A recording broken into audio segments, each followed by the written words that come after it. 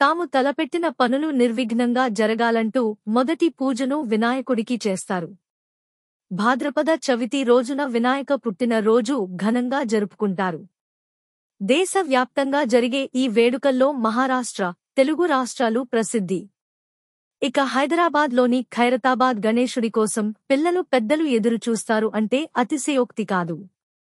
వక్రతుండ మహాకాయ కోటి సూర్య సమప్రభ నిర్విఘ్నం కురుమే దేవ సర్వకార్యేషు సర్వదా అంటూ ఎంతో భక్తిశ్రద్ధలతో కొలిచే వినాయక పర్వదినం అనగానే కళ్ల ముందు కదలాడే భారీ విఘ్నేశ్వరుడు ఖైరతాబాద్ గణేశుడు.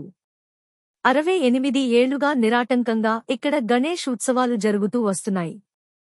సాక్షాత్తు ఆ విఘ్నేశ్వరుడు మన ఎదుట నిలబడ్డాడా అనిపించే రూపం కనువిందు చేస్తుంది. ప్రతి ఒక్కరినీ భక్తిలో లీనమయ్యేలా చేస్తుంది.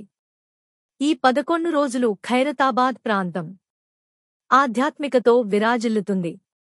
ఓ పవిత్ర పుణ్యక్షేత్రాన్ని తలపిస్తుంది. ఖైరతాబాద్ గణేశుడికి ఎంతో చరిత్ర, ప్రత్యేకత ఉంది.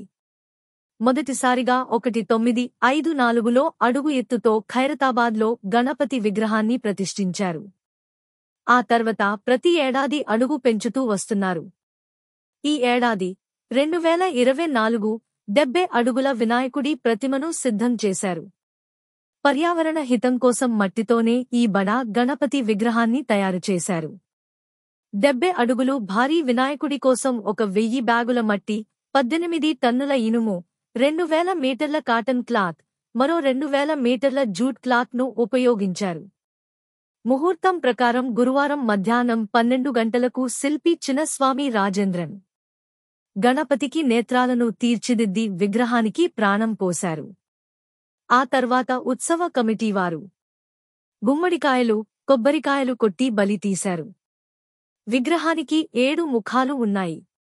ఓ వైపు త్రిమూర్తులైన బ్రహ్మ, విష్ణు, మహేశ్వరులు దర్శనమిస్తారు.